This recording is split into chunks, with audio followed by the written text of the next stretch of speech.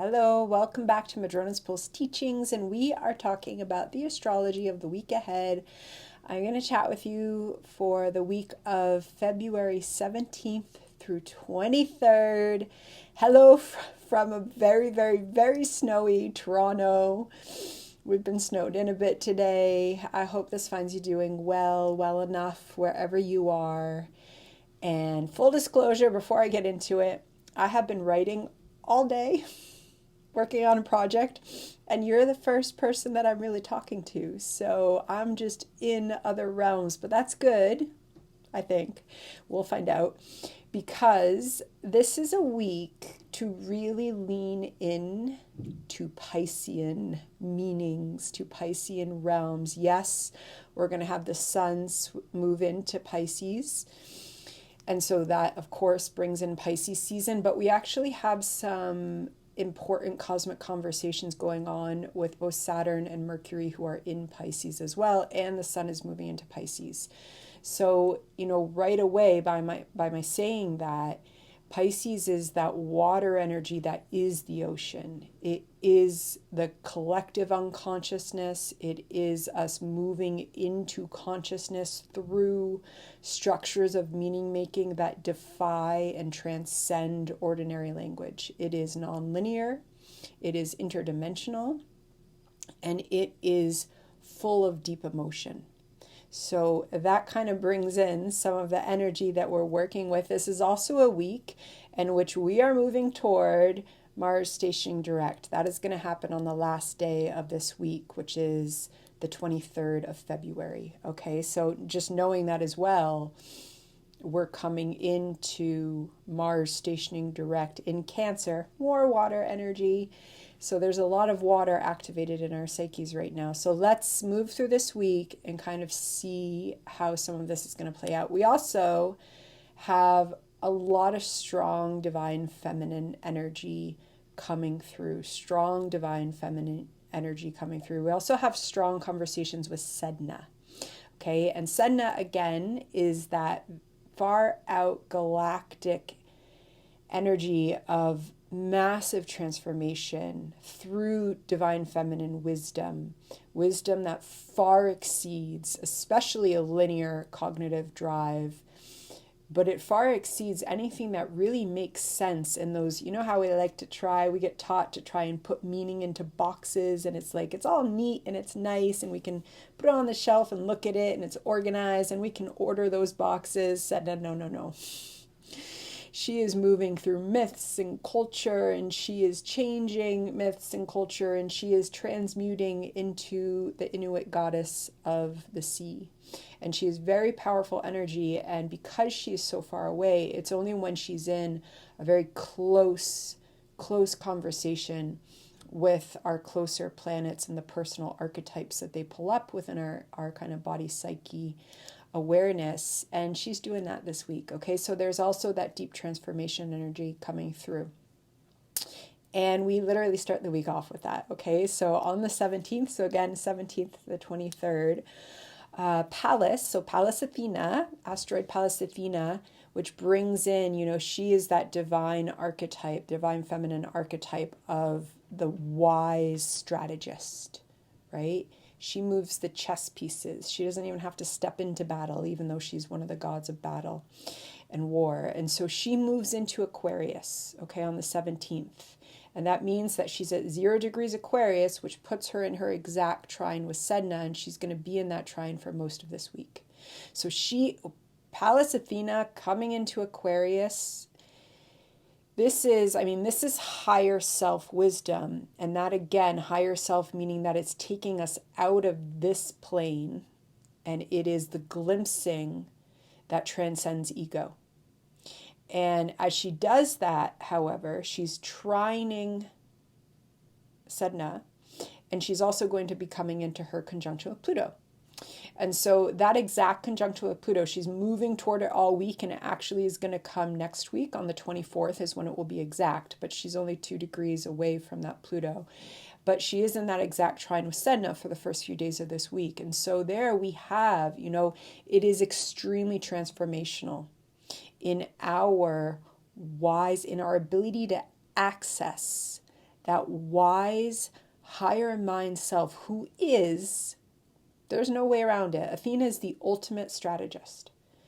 And this is long term, but in Aquarius, she is going into different planes. She's going into different timelines. She is shifting the cosmic mosaic of our own soul journey. And she's doing that with Pluto, death and rebirth of our most authentic self, radical authentic self. Okay, the radical authentic self that is transforming. Her coming to that conjunction with Pluto is a breakdown. What have we maybe, how has that strategizing self been something that was actually strategizing from fear, right? Because it's very different when we are strategizing in our lives and in our own identity from a place of fear versus a place of alignment that moves aligned to, in this case, higher self and, of course, soul. Very different than fear. And conjunct Pluto, we want to break down that fear. And trine Sedna, there wants to be this supportive evolution and transmutation of some very deep parts of that wise self. And that's how we're starting this week off, okay? And she's also in this position, still in a sextile with Juno, who is at the 29th degree of Scorpio, doing her witchy ways in our deep, intimate relationships with ourselves, and also in those intimate relationships with others in our lives. And of course, Juno's going to move into Sagittarius this week, but she's talking with Pallas Athena, and Pallas Athena is in that trine with Sedna, and then and Juno, yes, is also opposite Sedna, and that's going to be exact when she moves into Sagittarius, which is going to be on the 19th, okay? And then Juno, she's going to, this week, so 17th to 19th, we start out with her in that kind of, she is in the quintessential wisdom of Scorpio, which is able to look especially at her own depths. She doesn't want to get distracted looking at other people's depths, like our partners and our closest friends. She wants to keep the gaze on her own depths and also our combined depths. Okay, but if Juno's gaze, if the Scorpio gaze at the 29th degree starts shifting to other people, then we can start being a little bit judgy and getting a little caught up in their emotions and potentially projecting some of our depths onto these other situations. So we want to keep the gaze anchored in our own intimate, messy realms, because when we do that, that's when all the alchemizing happens. And that's when all the transformation happens. And then on the 19th, she's opposite Sedna. And that's when the transmutation happens as Juno comes into Sagittarius. So having done this kind of alchemical work and being with our own depths and our intimate depths and feeling those uncomfortable places and not making sense of them, not rationally understanding them so much as feeling them and letting them transform through the gaze that is to just be with, the deep listening.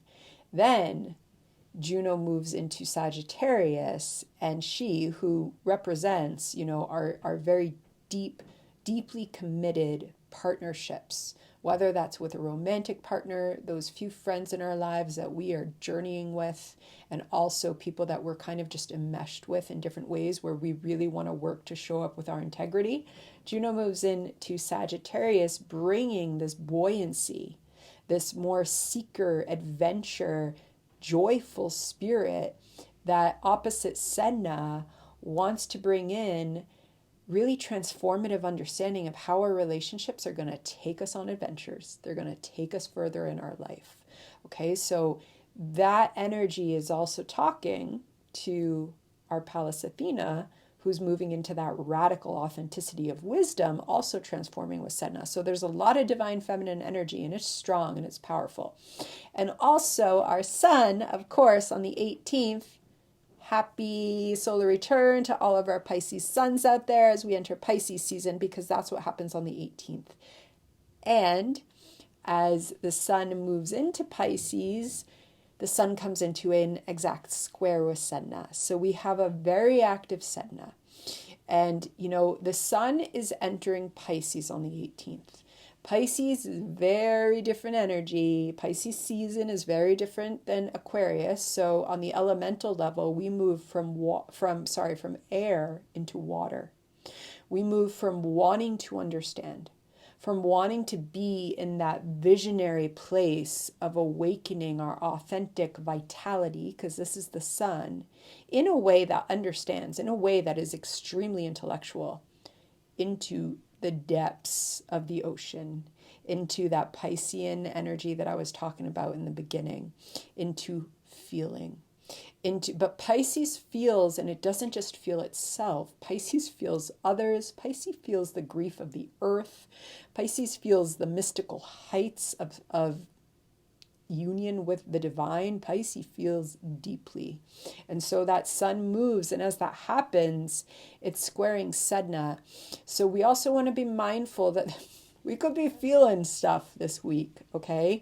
And this is the thing. Feeling stuff doesn't mean it's bad, but it is powerful. And square Sedna, it could also bring stuff up, and it could simultaneously be our own stuff coming up, and also the way that our own stuff merges with others, whether those are family members, ancestry, the current situations of humans, but it could just come up. And so if it is coming up, if there are a lot of emotions, leaning into the Pisces practices that support us. That is firstly being with water. So the long showers or baths, whatever your thing is, that can just be really important. Also, Pisces communicates through aesthetic intervention. That is art, music, drumming, painting, poetry, journaling with absolutely no idea of where you're going, writing with true discovery, writing spirit. This is not about the mind understanding. This is actually about the mind releasing into the flow, because Pisces is the flow. And that energy, the more that we embrace that, it's going to support us, especially as we come towards the end of this week. So as we come into the 20th, okay? Because on the 20th, so Mercury's in Pisces. Mercury's going to be at 11 degrees of Pisces, and it's going to square Jupiter, who's at 11 degrees of Gemini. So first we have Mercury square Jupiter, and then it's going to move towards approaching its conjunction with Saturn. That is actually going to happen next week, but they're going to be close as we're moving through the end of this week.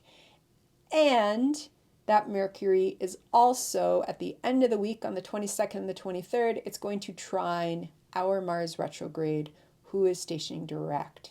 Okay, so what does all that mean?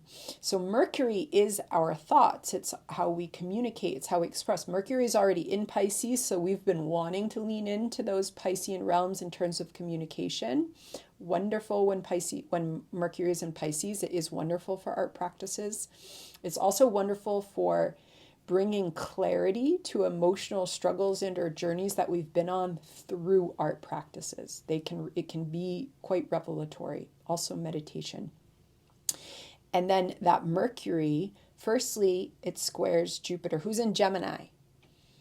Gemini likes to understand in words. It also, Gemini communicates in every medium, okay? It doesn't matter if it's art, if it's science, if it's math. Gemini just communicates and expresses, but it also likes to understand. And Mercury in Pisces is squaring Gemini. Again, that's on the 20th. It's squaring that Jupiter in Gemini. So on the one hand, this could be a lot of ideas. It could be a lot of emotions. It could also be a lot of confusion.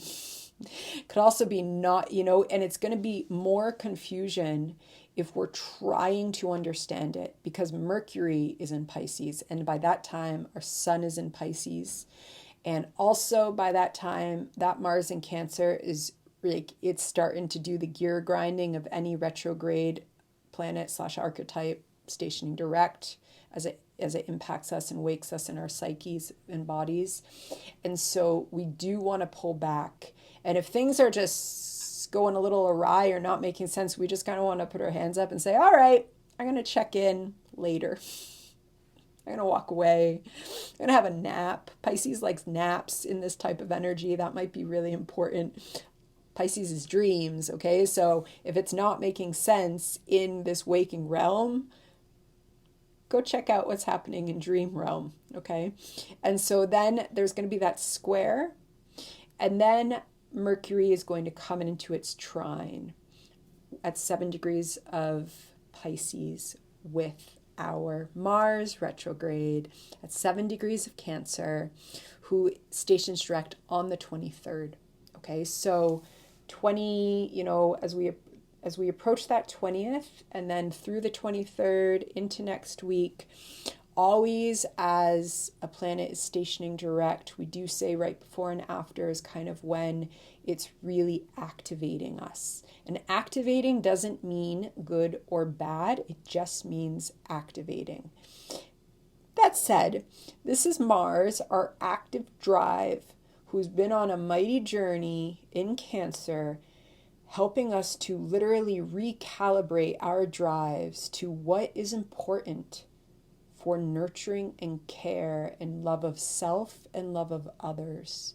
How that care and nurture is essential if we are going to accomplish whatever it is that we desire to accomplish. And also how simply loving ourselves, that might just be enough. We might not need to accomplish all the goals on our 10-year to-do list. We actually might just need to come into loving ourselves, and that might radically change how much we think we need to accomplish. And so that Mars stations direct, and as it does that, it's trining Mercury and Pisces. So we've got a water trine, we've got the Sun, who's also in Pisces, and that Mars is also still in a trine with Saturn. And Mercury is approaching its conjunction with Saturn, which will come on the 25th, I believe, yes. So, really leaning in to the water element. And that means, we do not traditionally have societies that really support watery ways of being, let alone watery ways of knowing. And this is a week to really value watery ways of knowing. That's the intuition. That is dream. That is art. That is, if we're really feeling a lot, maybe looking to a show or whatever it is.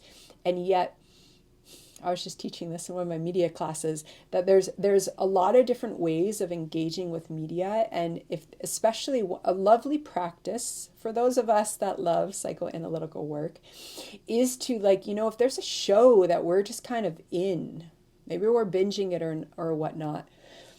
What are the archetypes in that show? Instead of just consuming, we create space and we still consume. But what are the archetypes in that show, and how are they symbols that are speaking with us? And how are they sometimes showing us parts of ourselves that have been repressed and or parts of the collective that have been repressed?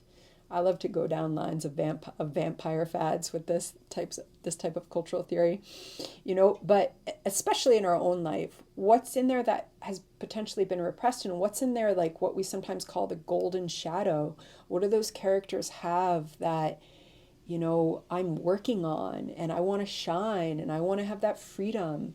And this is something that, Piscean Neptune energy is the way that we interact with symbols through film, music. It's how we feel it. It's how the aesthetic intervention stimulates understanding, and also how we create, but it's also how we receive symbols. And so you might want to lean into some of that this week and lean into symbols, because it is Piscean energy here. And I am really hearing the snowblowers outside. I don't know if you can hear that, but it's a lot of snow out there. So I am going to leave it with that. I am sending those blessings, and Sedna's here this week, especially in the first half of the week, and she's speaking with divine feminine energy. And there is, even as I say that, I can see it, I can feel it. There is this waking. It is trembling in the core of the earth, of our own psyches. And there is an incredible divine feminine energy awakening. And it does connect us to the goddess, and it connects us to that which has been silenced for so long. And we are coming into a time of new myths that are coming from that awakening that's going to integrate and shift and bring us into new dimensions. And Sedna is part of that, especially when she talks with the personal archetypes. So lean into that, especially if you find yourself in moments of feeling hopelessness, of feeling overwhelming grief. Oh, Sedna knows grief. It is grief through which she transmutes. It is the only path to that transmutation. There is no other way. There is no bypassing. There is no spiritual bypassing when we are in the archetypes of great transformation. And they are here with us. And we're doing it. Okay, send in love. Be well.